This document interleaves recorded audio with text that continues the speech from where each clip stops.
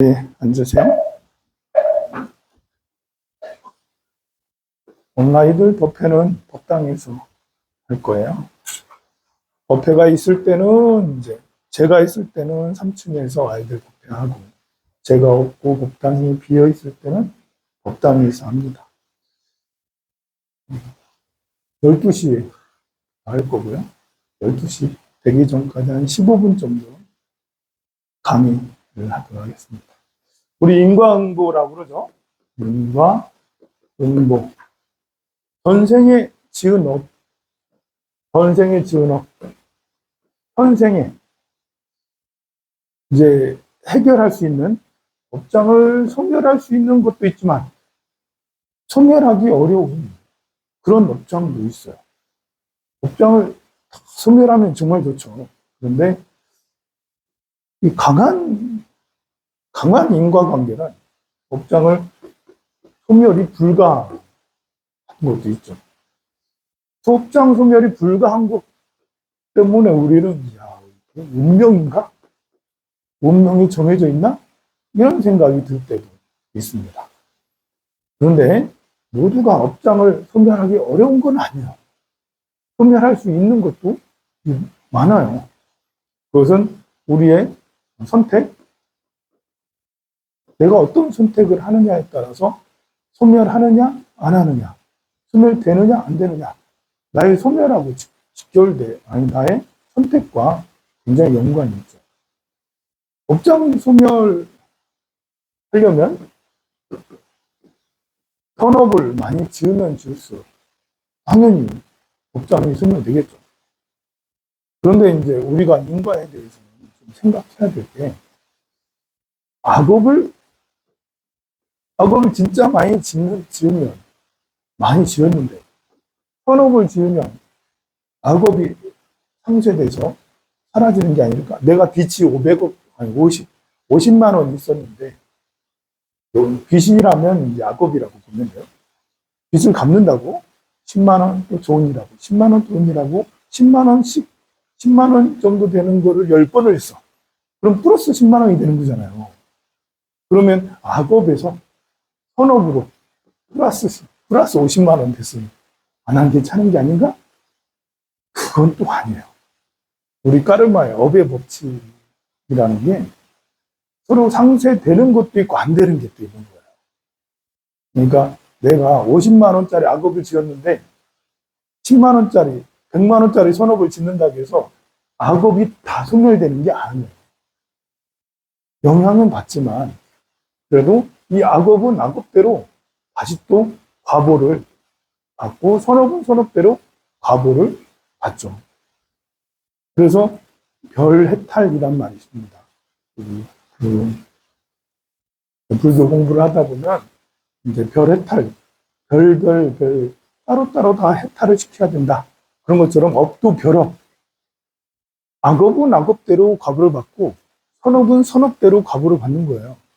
그러니까 내가 누구에게 나쁜 짓을 한 것을, 내가 좋은 공덕을 많이 지으면 나쁘진 한 것에 대한 과보를 안 받겠거니 라는 생각을, 착각이다.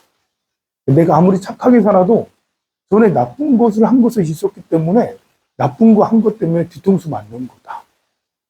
그것은 악업도 별업이기 때문에 그것을 따로 해결을 해야 되는 것이 필요한 거죠. 그것이 이 업이 이 생에 반드시 다시 인과응보로 오게 되는데요. 그럴 때 소멸시키기가 쉬운 것도 있고 어려운 것도 있다는 거죠. 악업으로 내가 거짓말을 해서 여러분들한테 배신감을 줬어. 그러면 이 생에 인과응보로 내가 전생에 이제 거짓말해서 여러분들이 나한테 속았으니까 반대로 여러분들이 나에게 거짓말을 해가지고 내가 이제 속게 되겠죠. 그래서 내가 배신감을 엄청 느끼고 다 배신자들이라고 막 그렇게 생각할 수도 있겠죠. 근데 그런 것들은 의외로 소멸하기가 쉬워요. 왜냐하면 내 마음의 선택이, 나는 자비롭기로 결정했어. 나는 어떤 상황에서도 용서하기로 결정했어. 나는 어떤 상황에서도 이해하기로 결정했지. 선택이거든. 내 선택이에요. 여러분들의 마음이에요. 나는 원한 갚기로 선택했어. 눈에는 눈, 이에는 이. 그것도 마음가짐이잖아요. 그래서 갚는 사람들이 있어. 반드시 갚아주지. 내가 갚아줘야지. 그 자기 선택이거든요. 내가 그런 선택하지 않고 나는 이해하고 용서하고 사랑하기로 선택했어. 어떠한 경우에든 난 그럴 거야. 자꾸 그런 생각들을 더 많이 선택도 결정된 선택이 있고 임의적 선택이 있는 거예요. 결정된 선택은 원력처럼 난 용서하기로 결정해서 나는 이제 다시는 원한을 갖지 않아. 이러면 완전 결정되어 있는 거잖아요. 임의적이고 가용적인 것은 어떤 때는 용서하고, 어떤 때는 미워하고, 어떤 때는 용서하고, 어떤 때는 마음이 왔다 갔다, 자기 감정이나 상황에 따라서 왔다 갔다 하는 거죠. 그것도 선택이 확실한 선택이 있고, 때에 따라서 달라지는 선택이 있는 거기 때문에 그렇습니다. 여기에 내가 악업 중에,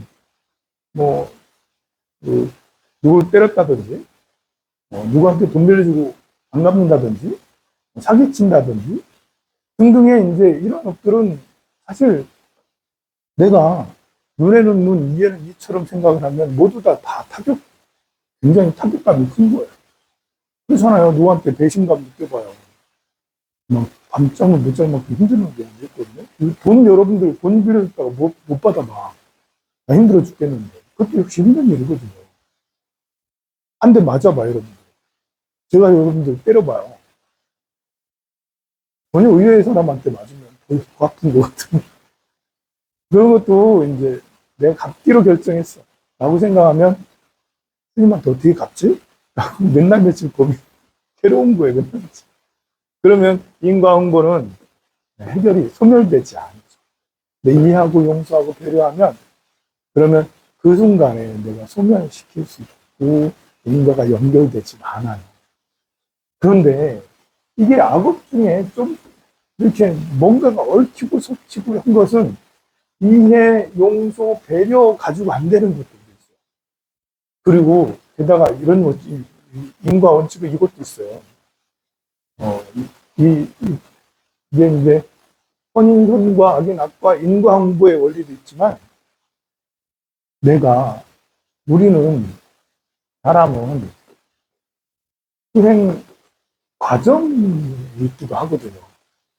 그러니까 나는 이 사람으로 태어난 이유가 여러분들 모두 다 사람으로 태어난 이유가 이런 경험들을 통해서 자기 성장을 해서 성불하는 깨달음을 얻는 부처가 되기 위해서 이 인간의 몸으로 태어났지. 그런데 부처가 되려면 수행 과정이 필요한 거잖아요. 이미 부처가 됐으면 상관이 없지만 우린 중생이기 때문에 저 아래에 있단 말이에요. 아래. 막 이렇게 성장해서 올라가려면 겪어야 될 것들이 있어요. 이것은 인과응보랑 또 다른 거예요. 겪어야 될 것들이 있다는 거예요. 인과응보보다 약간 차원이 높은 거죠. 인과응보는 여러분들이 잘못해가지고 이 세상에 다시 또 되갚고, 또 빚진 것은 되갚고 하는 거지만, 이 수행 과정은 빚진 것도 아니고, 또 뭐 잘못한 것도 아니야. 그렇지만 이 수행 과정이라는 게 훈련이잖아요, 훈련. 여러분들 훈련이 힘든 거예요. 저는 고등학교 때 교련 시간이 얼마나 힘들었는지. 저는 이제 좌양자, 우양호가 잘 안 되거든요. 진짜 잘 안 되더라고요.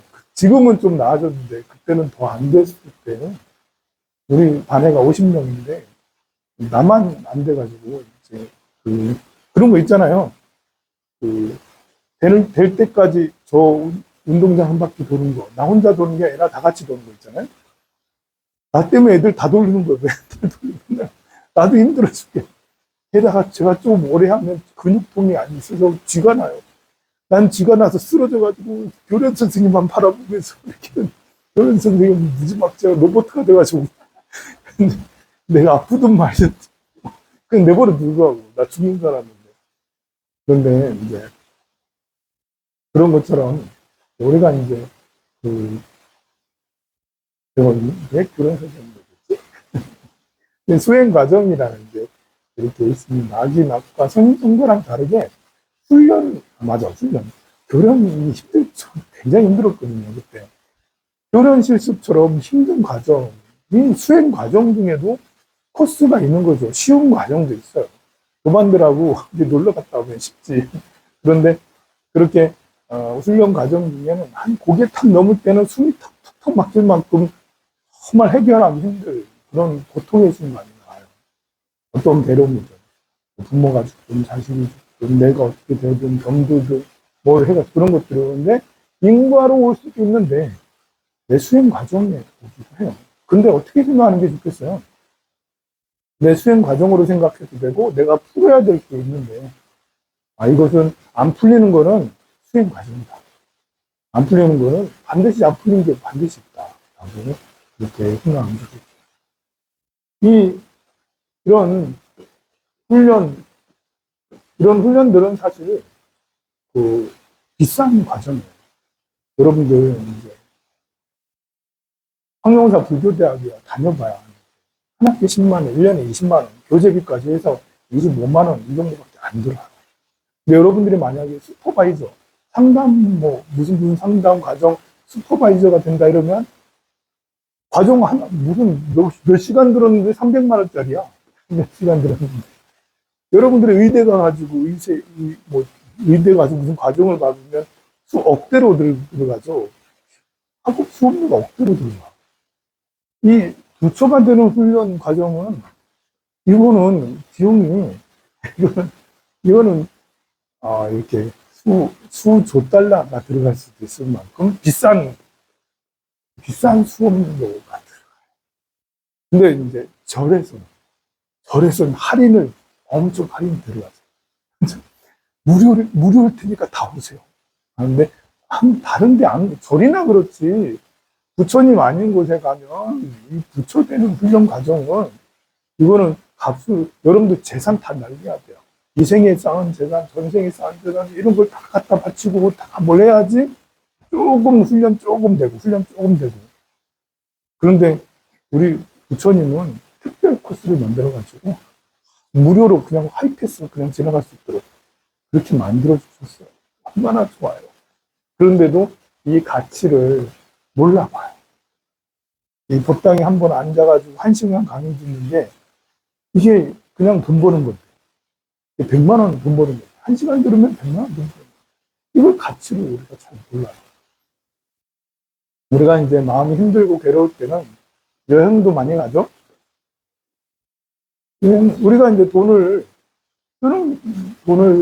쓰는 거는 생계를 위해서 쓰기도 하지만 내 삶의 스트레스를 풀고 아니면 내가 하고 싶은 걸 하고 좋은 옷을 입는 거 굳이 그냥 하얀 티만 입고 살아도 될 것을 우리가 명품 옷을 입고 다니고 그냥 간단하게 스킨 로션 간단한 것만 바르면 될 거 가지고 이제 샤넬 이런 화장품 이런 거 쓰고 막 그러잖아요. 그렇게 하는 거는 자기 효능감을 위해서 쓰잖아요. 그렇게 하면 더 잘 되는 것 같고 행복한 것 같으니까.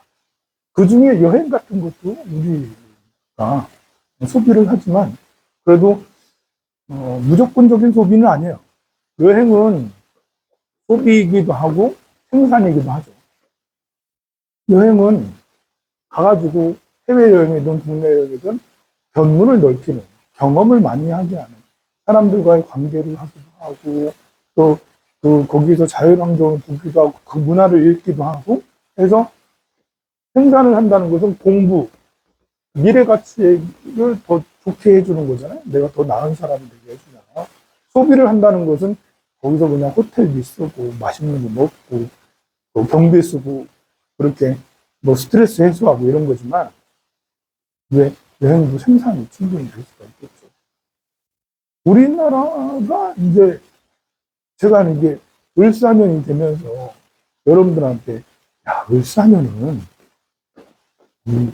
을사 자체가 밖에 나가서 노는 거다. 밖에 나가서 무한한 활동을 하는 거다. 을사년엔 여행 가라. 무조건 나가라. 집에 있으면 안 된다. 세계 사람들이 다 나올 거다. 했더니 진짜로 작년 올해 많은 사람들이 세계에 수많은 사람들이 여행을 많이 가요. 로마 같은 데는 로마나 영국이나 파리 이렇게 에펠탑 있고 이런 데는 주민들이 싫어해요. 너무 시끄러워가지고 여행을 너무 심하게 가져가지고 너무 많은 사람들이 또 요즘에 여행은 또 시끄럽게 여행도 하거든요. 그래서 너무 고달파요. 그런데 우리나라 사람들도 여행 정말 세계에 많이 가거든요. 6월 달에도 6월 초에도 연휴가 뭐 일주일씩 여럿씩 막 그랬잖아요. 그래가지고 인천 공항에 200만 명씩 하루에 뭐 200만 명씩 몇십만 명씩 막 간다고 그러는데요. 그래서 우리나라에 여행 오는 사람은 별로 없어요. 우리나라가 여행 수지가 적자가 굉장히 심해요. 우리나라가 이제 작년에 일본에 가서 여행 해가지고 쓴 돈이 10조 원을 썼다 그러고요. 일본에만 가서 쓴 게 9.5조 원이래요. 되게 많이 썼죠.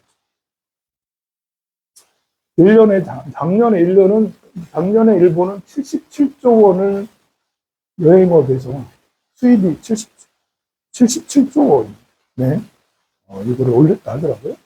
77조 원의 가치를 가되면 작년 일본 GDP 성장의 거의 0.5%나 차지할 정도로 굉장히 많이 오는 것을 여행 관광업으로 77조 원을 벌었다니까. 너무 부럽죠. 그 중에 10조가 우리나라가 써준 거래. 15조인가요? 16조가 중국에서 써주고, 대만은 또 한 10조 정도 써줬다 하더라고요. 그래서 일본은 이 관광으로 국가의 어떤 성장이 다시 또 재가동이 되는 30년 동안 일본은 너무 저성장 체제로 힘들었잖아요. 그런데 갑자기 2014년, 2010년대 중반부터 그랬대요. 2010년 중반 이전까지만 해도 일본에 여행 가는 사람들이 없었어요. 심지어 우리나라가 더 많았어요. 이렇게 사람들이 일본 가는 사람보다 우리나라 오는 사람들이 2010년 중반까지는 우리나라가 더 많았다는 거죠. 그런데 2010년 중반부터는 역전이 돼가지고 지금은 이렇게나 많이. 우리가요, 배 만드는 거 정말 많이 만들어서 팔잖아요. 1년에 배 많이 만들어서 팔아서 얼마 버냐면 33조 정도 배 팔아서 파는 거예요. 근데 일본은 77조를 관광으로 팔자. 우리가 자동차 진짜 많이 팔거든요. 현대 기아차. 1년에 한 95조 정도 팔아요. 매출 말하는 게 순이익이 아니에요. 야, 그런데 일본, 이 정도 굉장히 큰 규모다. 77조면, 우리나라도 관광업으로 77조가 수입이 되면 경제 성장률이 1.5% 되겠다. 지금 1.0%, 0%대 경제 성장인데. 우리도 관광업이 이 정도로 되면 2%대까지도 바라볼 수 있어요. 근데 정말 안타까운 게 우리나라가 갈 데가 없나?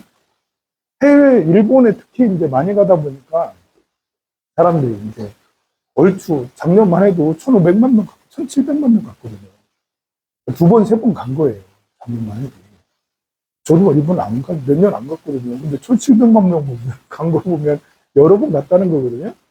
근데 그 가만 보면 일본에 얼추 간 사람은 다 갔어. 그리고 오사카라든지 도쿄라든지 유명한 관광지는 다 가고, 근데도 지금 또 가고 있다는 거잖아요. 그럼 어디 가느냐고. 지금은 시골에 간다잖아요. 지역에. 아주 조그만 소도시까지도 지역 거기 가가지고 거기서 우리나라는 안 가는데 국내는 잘 안 가고 그러고 있다고 할 정도로 그러고 있어요. 자, 그러면 왜 이런 현상이 관광 역전 현상이 일본 사람들은 막상 해외에 안 가요. 해외에 제일 많이 가는 나라 사람 중에 하나가 대한민국이에요.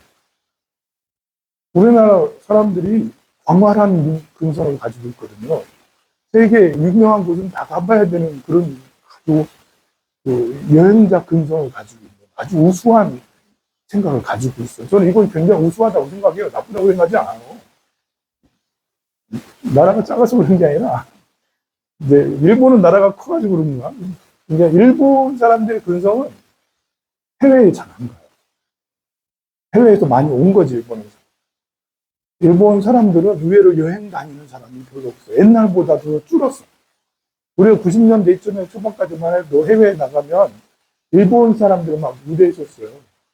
일본이 80년대, 90년대, 2000년대 초반까지 일본인들 해외 여행 많이 다녔거든요. 근데 많아도 뭐 엄청 많은 건 아니고. 그런데 이제 본래 일본 사람들이 해외 여행 잘 안 다닙니다. 그 특이해 좀 궁금해요. 타고난 건성인지 시기에 따라 그런 건지 어쨌든 일본 사람들은 잘 안 가는데 우리나라 사람들은 참 많이 가요. 그래서 여행 수지 적자가 거의 마이너스 15% 정도 적자가 돼요. 거의 20% 정도 여행 수지 적자가 굉장히 크죠. 많이 가는데 들어오는 사람은 없어요. 이게 또 왜 그런가를 생각해 보면 일본도 사실은 여행을 안 나가는 것이 갈라파고스처럼 로컬화되어 있기 때문에 그래요. 국제화가 되어 있지는 않아요. 일본 사람들 자체가 마인드가 영어도 쓰는 거 싫어하고 그냥 일본어 하려고 하고 어디 나가는 거 별로 안 좋아하고 국내에서 그냥 하려고 하는 게 일본의 청년들, 뭐 나이 든 사람들 마찬가지인데 로컬화되어 있기 때문에 그래요. 갈라파고스라고 그러죠. 그런데 이제 일본이 여행업을 굉장히 성장을 2010년대 중반부터 했단 말이에요. 왜 그러냐면 아베노믹스가 있잖아요. 아베노믹스. 이 아베노믹스를 하면서 엄청나게 2012년, 3년부터 돈을 쏟기 시작했어요. 그리고 해외에 있는 여행 주요 사이트, 이런 것들을 해외 사이트, OTA가 그러죠. OTA라는 하는 이제 세계 국제 여행 사이트 이런 것들이 일본 쪽으로 입점이 됐어요. 그것들을 이용해서 많은 사람들이 세계에서 많이 온다는 거죠. 그러니까 우리는 해봐야 하나 투어, 노랑풍선, 그리고 모두 투어 이런 걸 사용하는데 거의 세계 모든 여행자들은 뭘 쓰냐? 부킹닷컴, 위키피디아, 그리고 이제 트리플닷컴 이런 것들을 쓰거든요. 우리는 뭐 어플 쓰는 게 익숙지 않아서 우리 여행사 이렇게 해가지고 무슨 여행사 이렇게 하지만 이제 많은 세계에 있는 거의 대부분의 여행 유저들은 이제 부킹닷컴 들어가가지고 트리플닷컴 들어가 위키피디아 이런 데 들어가가지고 거기에서 이제 에어비앤비 이런 거 들어가잖아요. 그런 데 해가지고 예약해서 이렇게 가서 이렇게 하거든요. 근데 우리 여행사들은 그런 쪽으로 크게 발달되지 않았다라는 거죠. 근데 일본은 그렇게 많이 해서 세계화적인 이런 것들을 해서 여행객들도 많이 받았다라고 그래요. 반드시 이 문제만 있는 건 아니에요. 그 중에 이제 이것도 있는 것이죠. 어쨌든 우리가 저는 여행이 굉장히 좋다고 생각해요. 자기 세계관을 굉장히 넓히는데 큰 도움이 돼요. 그런데 이제 국내 여행도 사실은 좋은데 여기 있는 분들이야 뭐 다 국내 여행 다니는데 굳이 이런 말씀을 안 들어도 되는 그런 분들이긴 한데 그냥 정보로 요즘에 추세가 그렇게 돼가고 있다. 정보를 알아보는 것도 괜찮을 것 같습니다. 우리